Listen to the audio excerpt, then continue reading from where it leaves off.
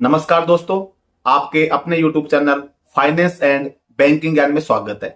आज के वीडियो का टॉपिक है HDFC बैंक से अगर आप प्लॉट परचेजिंग के लिए 20 लाख रुपए का लोन लेते हैं तो आपका जो इंटरेस्ट रेट लगेगा, वर्तमान में क्या इंटरेस्ट रेट लगेगा, कितनी आपकी EMI आएगी, इसके अलावा कौन कौन से आपको डॉक्यूमेंट चाहिए, किन बातों का आपको ध्यान में रखना है, लोन की एलिजिबिलिटी कैसे चेक होगी, पूरी जानकारी आपको इस वीडियो के माध्यम से मिलने वाली है। अगर आप 20 लाख का लोन लेते हैं या कम या ज्यादा लेते हैं तो भी आपको इस वीडियो के माध्यम से पूरी जानकारी मिलने वाली है। चैनल पे पहली बार विजिट कर रहे हैं, चैनल को सब्सक्राइब जरूर कर लीजिएगा।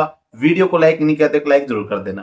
तो दोस्तों, सबसे पहले अगर हम बात करें इसके अंदर लोन लेने के लिए इंटरेस्ट रेट की, अगर आप प्लॉट परचेजिंग के लिए लोन लेते हैं HDFC बैंक के अंदर तो 8.75 से लेकर 9.95 तक आपका इंटरेस्ट रेट लगता है। अब वो डिपेंड करता है आपकी प्रोफाइल पर, आपके सिबिल स्कोर पर। तो मिनिमम इंटरेस्ट रेट जो वर्तमान में प्लॉट परचेजिंग के लिए HDFC बैंक में लग रहा है वो आपका 8.75 इंटरेस्ट रेट आपका लग रहा है।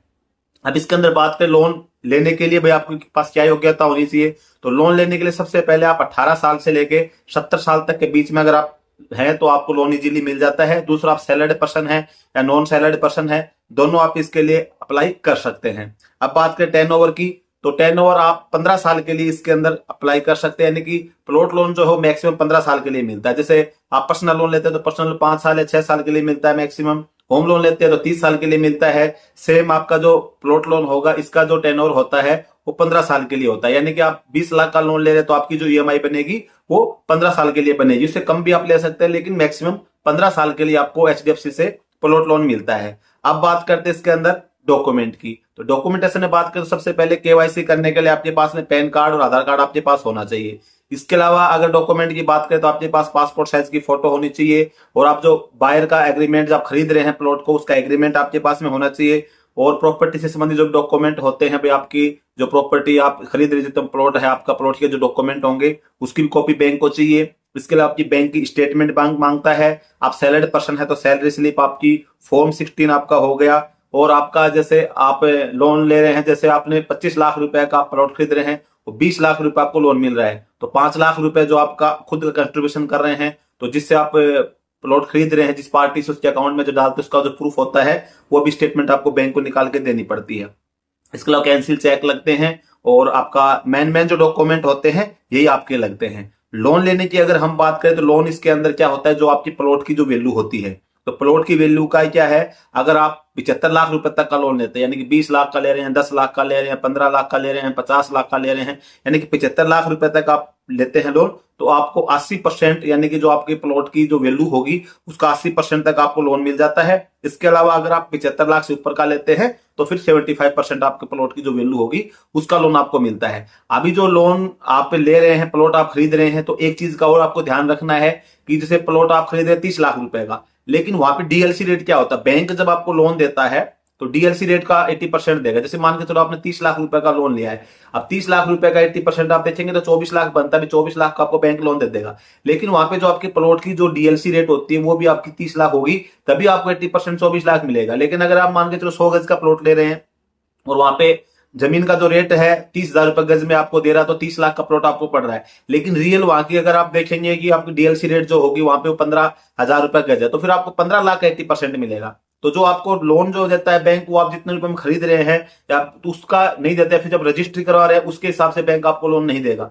लोन आपको मिलेगा DLC रेट पे, जो वहां का जो DLC रेट होगा उसी का 80% आपको मिलता है। तो अगर आप इसके अंदर आप देखेंगे तो सबसे मैंने कि आप लोन लेने से पहले जो आप प्लॉट खरीद रहे हैं वहां का DLC रेट पता करके फिर आपसे बैंक वैसे तो बता ही देगा आपको, बैंक भी जो वेरीफाई करता है, आप डॉक्यूमेंट वगैरह पुटअप करते हैं लोन के लिए। लेकिन आप हो सकता है कि आपको उस चीज नहीं मालूम, आप सोच रहे हैं कि मतलब 30 लाख रुपए का प्लॉट बोल रहा है, 24 लाख का लोन हो जाएगा, 6 लाख में अपनी तरफ से बंदोबस्त कर लूंगा, तो उससे पहले वहां की DLC रेट पता करके ही आगे की कार्रवाई आपकी करनी है। तो इसके अंदर आपको बढ़िया मतलब प्लॉट लोन एक पर्सनल लोन की तुलना में आप देखेंगे तो अच्छा आपको इसके अंदर बेनिफिट मिल जाता है। इंटरेस्ट रेट पर्सनल लोन की तुलना में कम लगता है। दूसरा ये है कि आपका जो 8.75% इंटरेस्ट रेट तो कम हो गया, दूसरा 15 साल के लिए आपको मिल जाता है। पर्सनल लोन आपको 5 से 6 साल के लिए मिलता है। तो ये आपको बेनिफिट्स हो जाते हैं अगर आप प्लॉट लोन खरीदते हैं। जैसे लोन लेते हैं प्लॉट खरीदने के लिए, तो प्लॉट लोन लेते समय आपको एक तो सबसे बड़ी आपकी जो प्रॉपर्टी होगी वेरीफाई हो जाती है, क्योंकि बैंक की जवाबदारी होती है आपको प्लॉट के लिए लोन देने से पहले प्रॉपर्टी को जो वेरीफाई करता है इस प्रॉपर्टी में किसी प्रकार डिस्प्यूट तो नहीं है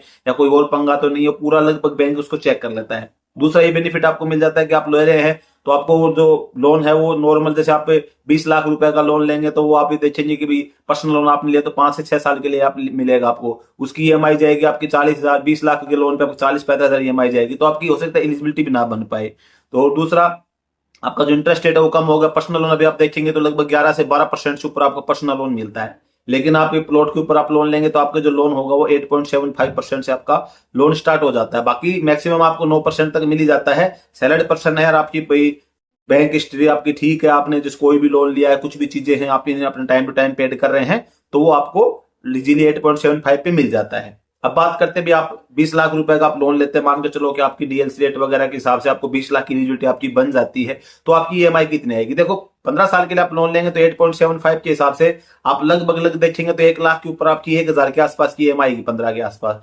15 साल के लिए। बाकी थोड़ा बहुत ऊपर नीचे होता है, एक अनुमान लगा के आप ईएमआई कैलकुलेट करके आप देख सकते हैं, ईएमआई कैलकुलेटर से आपको पता चल जाएगा। तो आप लगभग देखेंगे भाई 20 लाख रुपए अगर आप 15 साल के लिए तो आपकी ईएमआई जो लगभग आएगी 20,000 रुपए के आसपास आपकी लमसम आपकी ईएमआई बैठती है। अभी आपकी लोन 20 लाख बनता है कि नहीं बनता है ये भी डिपेंड करता है। ये जरूरी नहीं कि आप पे जो प्लॉट आप खरीद रहे हैं उसी प्लॉट की कीमत आपकी 30 लाख है, उसके हिसाब से आप 20 लाख लोन मिल जाएगा। जो आपका लोन मिलेगा, आप सैलरी पर्सन है तो वो आपकी सैलरी के हिसाब से बनेगा। ये जरूरी नहीं है कि आपकी सैलरी तो कम है आप चाह रहे हैं मुझे 20 लाख लोन मिल जाए, वो आपकी सैलरी चेक होगी। दूसरा कोई और लोन तो आपने नहीं ले रखा है, जैसे मान के चलो अगर आपने पर्सनल लोन ले रखा है उसकी भी ईएमआई जा रही है, फिर आप प्लॉट लोन के लिए अप्लाई कर रहे हैं तो दोनों चीजें आपको नहीं मिलेंगी। वो डिपेंड करेगा कि आपका पूरा चेक होगा इसके अंदर कोई और लोन चल रहा है, उसकी ईएमआई कितनी जा रही है, टोटल आपकी सैलरी कितनी जा रही है आ रही है, उसके हिसाब से फिर आपकी लोन की एलिजिबिलिटी बनती है। जैसे मान के चलो आपकी पर मंथ सैलरी आपकी लगभग 40,000 रुपए का आपकी सैलरी आ रही है आपके अकाउंट के अंदर, लेकिन अगर आपका किसी प्रकार का कोई लोन नहीं है तो फिर आपको 20 लाख रुपए का लोन मिल जाएगा, क्योंकि आपकी जो ईएमआई जाएगी वो 20,000 रुपए की जाएगी। लेकिन अगर आपने कोई मान के चलो पहले कोई लोन ले रखा है उसकी 10,000 रुपए की ईएमआई जा रही है तो फिर आपको बैंक 10 लाख रुपए का लोन देगा, क्योंकि आपकी 10,000 की ईएमआई ऑलरेडी आपकी सैलरी से जा रही है।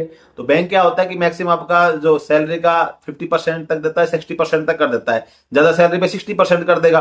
तो 60% भी करता है, मान के चलो आपकी 40,000 सैलरी आ रही है तो अब आपकी 24,000 ईएमआई तक आपका जाएगा, तो 10,000 की आपकी ऑलरेडी ईएमआई जा रही है तो फिर 14,000 तक और कर सकता है। तो ये मान के चलो कि अगर आपका कोई और लोन नहीं है, कोई भी पहला आप लोन ले रहे हैं, तो आपका ये मान के चलो कि 40,000 की सैलरी पे आपको 20 लाख रुपए का लोन इजीली मिल जाएगा। और अगर आपको कोई और लोन चल रहा है तो आपकी सैलरी ज्यादा है तो भी मिल जाएगा, और 40 है मान के चलो आपकी सैलरी 50-60 हजार है तो फिर आपको 25-30 लाख तक भी लोन मिल जाता है प्लॉट लोन। तो वो डिपेंड करेगा आपकी सैलरी के ऊपर, कोई आपके कोई एक्स्ट्रा लोन नहीं चल रहे हैं। और आपकी ईएमआई जो पड़ेगी वो लगभग ये मान के चलो कि 1 लाख रुपए की 1,000 मिलेगी। बाकी आप ईएमआई कैलकुलेटर गूगल पे मार के आप पूरा कितना साल के लिए कितना लोन लेंगे पूरी जानकारी आपको वहां से मिल जाएगी। तो दोस्तों आज की वीडियो में बस एक यही जानकारी थी। जानकारी अगर आपको अच्छी लगी हो तो वीडियो को लाइक जरूर कर देना, चैनल पे पहली बार आए हैं चैनल को सब्सक्राइब जरूर कर देना। जय